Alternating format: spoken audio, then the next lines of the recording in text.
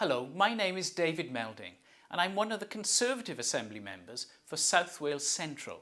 Now South Wales Central covers Cardiff, the Vale of Glamorgan and Rhondda Cynon Taf. I perform two functions in the National Assembly. The most important is to serve you and represent your interests.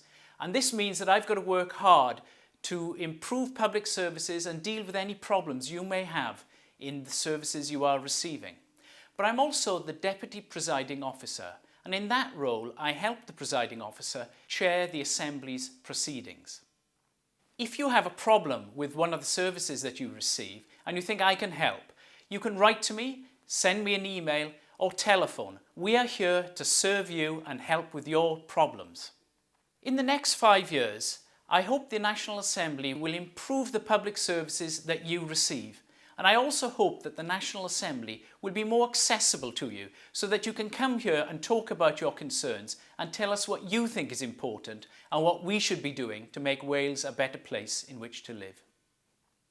The National Assembly for Wales is the democratically elected body that represents the interests of Wales and its people, makes laws for Wales and holds the Welsh Government to account. For more information and to find out who represents you, go to assemblywales.org or follow us on Facebook and Twitter.